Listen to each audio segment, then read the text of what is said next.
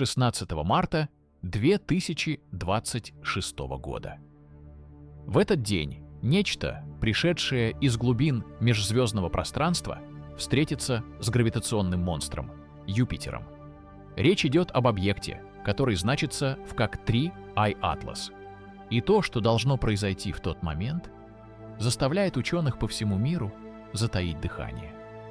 Потому что есть шанс, что мы впервые в истории станем свидетелями события, которое либо навсегда изменит наше представление о физике комет, либо подарит нам первый прямой взгляд на технологию иной цивилизации. Это будет момент истины. Но есть одна проблема. Наш главный глаз, который мог бы увидеть это вблизи, зонд Юнона, висит на волоске. У него почти нет топлива, его двигатель проблемный, и он может просто не успеть или не смочь сделать тот самый снимок. Десятки обсерваторий по всему миру будут следить за пролетом, но только Юнона окажется внутри событий. Мы балансируем на грани величайшего открытия и упущенной навсегда возможности. И от того, сработает ли удача, зависит, узнаем ли мы правду. Это не просто очередной ролик о космосе. Это история о том, как случайность, математика и капля безумной теории могут перевернуть все, что мы знаем о Вселенной. Пристегнись, мы начинаем. Итак, давай разберемся, что же такого необычного в этом 3I Atlas. Впервые его заметили в июле 2025 года в ходе обзора неба, который проводит система Atlas. И сразу стало понятно – это не местный. Его орбита рассчитана, и она оказалась гиперболической с огромным эксцентриситетом. Это значит, что он пришел из-за пределов Солнечной системы, гравитация Солнца его не удерживает и никогда не удерживала. Он стал всего лишь третьим официально подтвержденным межзвездным гостем после Оumuamua, промчавшегося мимо нас в 2017 году, и кометы Борисова. Но в отличие от своих предшественников, этот товарищ ведет себя, мягко говоря, странно. Когда он приближался к Солнцу, проходя свой перигелий, астрономы зафиксировали у него негравитационное ускорение. Простыми словами, его скорость менялась так, как не должна была меняться, если бы на него действовала только гравитация Солнца и планет. Обычно такое случается, когда у кометы испаряется лед, создавая реактивную тягу, как у ракетного двигателя. Молекулы газа и пыли вырываются наружу и толкают ядро в противоположную сторону. Но вот загвоздка. У 3I Atlas на тех расстояниях от Солнца, где было зафиксировано ускорение, просто не могло быть достаточно тепла для такого мощного испарения. Поверхность была слишком холодной. Это как увидеть машину, которая едет с выключенным двигателем, да еще и в гору. 16 марта 2026 года объект подойдет к Юпитеру на расстояние примерно в 53,5 миллиона километров. Звучит как огромная дистанция, больше трети расстояния от Земли до Солнца. Но по космическим меркам, особенно по меркам газовых гигантов, это практически касание. И тут начинается настоящая магия чисел. Дело в том, что у каждой планеты есть так называемая сфера Хилла, область пространства, где гравитация планеты доминирует, где она сильнее, чем гравитация далекой, но массивной звезды. Для Юпитера радиус этой сферы в момент пролета 3I Atlas составит примерно те же 53,5 миллиона километров. Расчеты показывают, что комета пройдет буквально по самому краю, на границе этого гравитационного плена. Вероятность такого случайного совпадения, этого идеального прицеливания, по оценкам некоторых астрофизиков, меньше, чем 0,4%. Это примерно 1 шанс из 25 тысяч. Ты понимаешь, да? Межзвездный объект, преодолевший световые годы, возможно, миллионы лет скитавшийся в пустоте, прилетает точно к порогу дома Юпитера, чтобы постучаться прямо в дверь. Или не постучаться, а пройти по самому краю, заглянуть в окно. Это совпадение само по себе заставляет нервничать даже самых убежденных скептиков. Ученые уже отметили, что это событие уникально по своей геометрии. Они провели моделирование и пришли к выводу, что вероятность встречи с Юпитером на таком расстоянии при заданных начальных условиях составляет лишь около 2%. А при случайном пролете через Солнечную систему это и вовсе практически нулевая вероятность. Кроме того, в январе 2026 года произошло еще одно странное выравнивание. 3I Atlas встал в одну линию с Солнцем, Венерой, Землей, Марсом и самим Юпитером во время Великого парада планет. Случайность? Возможно. Но с каждой такой случайностью пазл становится все более интригующим, а контуры загадки все более четкими. Теперь самое время поговорить о том, кто именно следит за этим небесным странником и какие страсти кипят в научном мире. Осторожные консерваторы, составляющие большинство, твердят, это просто комета, пусть и необычная, но все же естественный объект. Они указывают на данные, полученные с разных инструментов. В частности, космическая обсерватория Свифт, предназначенная для изучения гамма-всплесков, но способная работать и в ультрафиолете, зафиксировала наличие гидроксила в спектре объекта. Гидроксил — это ультрафиолетовый отпечаток, который остается, когда молекулы воды разрушаются солнечным излучением. Для консерваторов это железное доказательство того, что объект содержит водяной лед, пыль и газ, то есть имеет классический кометный состав. К тому же проект Breakthrough Listen, занимающийся поиском внеземных технологических сигнатур, уже дважды прослушивал 3I Atlas во всех доступных диапазонах от низких радиочастот до оптического света. Они использовали мощнейшие инструменты, включая 100-метровый телескоп Green Bank в США и 64-метровый телескоп Parkes в Австралии. И результат — тишина. Никаких искусственных сигналов, никаких модулированных импульсов, никаких лазерных вспышек. Абсолютный вакуум в эфире. Для них это значит, что мы имеем дело с мертвым куском камня и льда. Но есть и другой лагерь. Его негласный лидер — гарвардский профессор Ави Леб, тот самый, который прославился на весь мир своими смелыми гипотезами об Оумуамуа, первом межзвездном госте. Леб и его коллеги, среди которых есть физики и инженеры из разных стран, смотрят на статистику и видят не просто цифры, а паттерн. То самое негравитационное ускорение в сочетании с идеальным прицеливанием к сфере Хилла Юпитера, для них это не может быть простым совпадением. Они утверждают, что естественные объяснения требуют слишком много допущений. Леб выдвигает гипотезу, которая звучит как сценарий фантастического фильма, но при этом базируется на физике. А что, если этот объект использует гравитацию Юпитера не просто для эффектного пролета, а как маневр? Например, для торможения или для сброса груза. Представь, большой корабль-матка подходит к планетной системе и выпускает небольшие исследовательские зонды, которые, попав в гравитационный колодец планеты, становятся ее новыми спутниками. Если после пролета 3I Atlas астрономы вдруг обнаружат у Юпитера новую, 96-ю по счету Луну, которую никто раньше не видел, и которая движется по странной орбите, это и будет тот самый момент истины.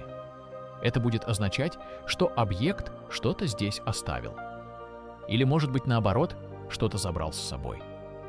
Агентства, конечно, занимают максимально нейтральную позицию. В НАСА официально заявляют, что 3I Atlas представляет большой научный интерес, но пока нет оснований говорить о чем-то сверхъестественном. В то же время они в частном порядке уже начали координацию наблюдений.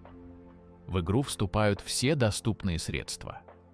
Космический телескоп Джеймс Уэбб уже запланировал несколько сессий наблюдений за объектом в инфракрасном диапазоне, чтобы изучить состав его поверхности и пылевой хвост с беспрецедентной точностью. Телескоп Хаббл, несмотря на свой почтенный возраст, тоже будет следить за траекторией и искать признаки активности ядра. Наземные гиганты, такие как очень большой телескоп в Чили и обсерватория на Гавайях, будут ловить спектры высокого разрешения, пытаясь найти сложные органические молекулы. И вот тут в игру вступает наш главный герой — космический аппарат Юнона. Этот зонд, названный в честь римской богини, которая могла видеть сквозь облака, болтается на орбите Юпитера с 2016 года. Его основная миссия — изучать внутреннее строение планеты, ее магнитное поле и полярные сияния. Изначально планировалось, что он будет летать по короткой 14-дневной орбите, чтобы быстро собрать максимум данных, но еще в 2016 году у него произошла серьезная поломка. Отказали клапаны в топливной системе двигателя. С тех пор его основной двигатель фактически мертв, и НАСА, опасаясь катастрофы, приняла волевое решение — оставить зонд на безопасной, но очень неудобной для большинства наблюдений 53-дневной орбите. Он летает по вытянутому эллипсу, то приближаясь к облакам Юпитера, то уходя далеко в сторону. Теперь представь ситуацию. 16 марта 2026 года 3i Atlas проносится мимо Юпитера со скоростью десятки километров в секунду. Юнона в этот момент может быть в сотнях тысяч или даже миллионах километров от точки сближения. Сможет ли он навести свои камеры и научные инструменты на эту стремительную точку? Технически – да. Инженеры из лаборатории реактивного движения уже просчитывали возможные варианты. Чтобы перехватить траекторию кометы или хотя бы оказаться на приемлемом для съемки расстоянии, Юноне нужен серьезный маневр. Расчеты показывают, что для изменения орбиты и встречи с объектом потребуется импульс скоростью примерно 2,675 км в секунду. Но вот проблема. Топлива у зонда осталось совсем немного, примерно 389 килограммов. И этого запаса хватит на изменение скорости всего на несколько сотен метров в секунду, но никак не на километры. Двигатель не работает, а те маневры, что можно совершить на малых двигателях ориентации, слишком слабы. Шанс на то, что Юнона сможет изменить свою орбиту, чтобы оказаться в нужной точке в нужное время, практически равен нулю. Он просто не может совершить этот маневр, не поставив под угрозу остатки миссии и не израсходовав все топливо досуха. Даже если Юнона не сможет подлететь близко и изменить орбиту, у него есть шанс понаблюдать за пролетом издалека, используя свои бортовые инструменты как удаленную обсерваторию. Но для этого нужно, чтобы его орбитальная фаза совпала с пролетом. Если повезет, и зонд окажется на правильной стороне планеты, на правильном витке своей 53-дневной петли, он сможет сделать первые в истории снимки межзвездного объекта, взаимодействующего с магнитосферой газового гиганта. Он изучит, как поток солнечного ветра, сжатый магнитным полем Юпитера, сталкивается с комой кометы, как частицы межзвездной пыли взаимодействуют с излучением радиационных поясов. Его приборы, такие как магнитометр и детекторы заряженных частиц, могут зафиксировать возмущение, которое вызовет пролет.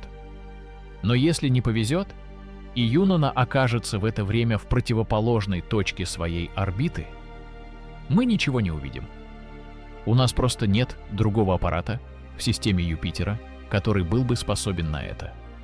Европейская миссия JUICE только подлетает к планете, она прибудет в систему Юпитера только в 2031 году. Итак, что же мы узнаем, если чудо все-таки случится? Если Юнона сделает снимки, а наземные телескопы соберут спектры высокого качества. Возможны два глобальных сценария, каждый из которых перевернет наше понимание мира. Сценарий первый – естественный. Юпитер своей колоссальной гравитацией начинает разрывать ядро кометы. Приливные силы газового гиганта, которые в миллионы раз сильнее земных, могут вызвать колоссальные выбросы пыли и газа.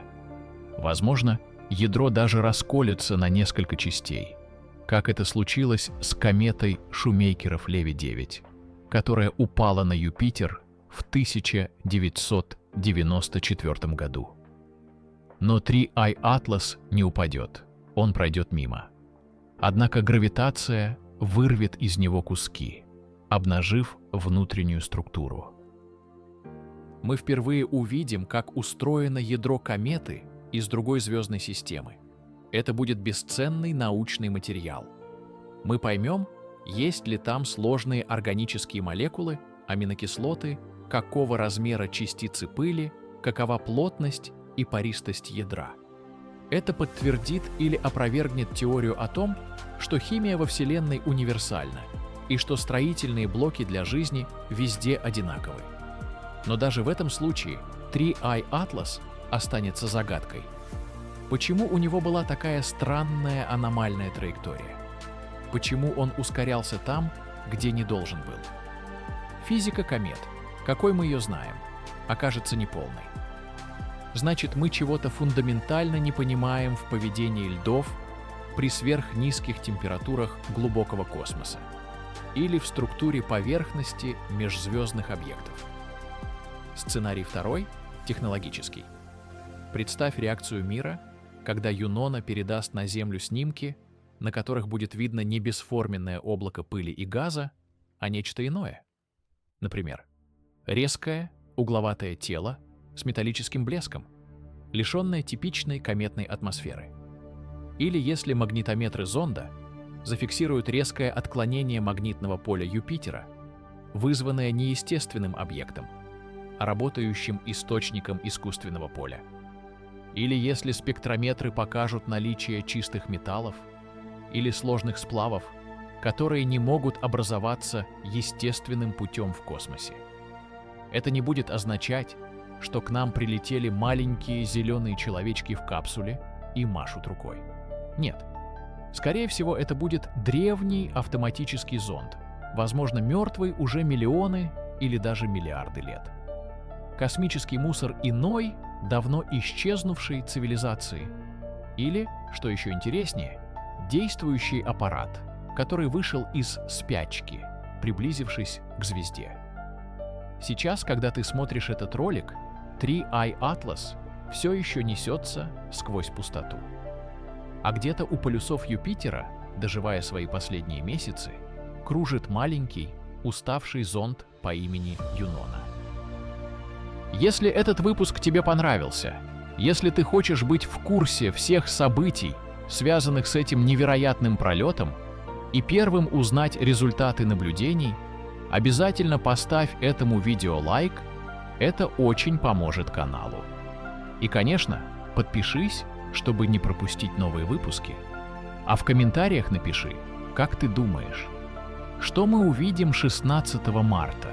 Безмолвный ледяной обломок, игру гравитационных сил или нечто другое?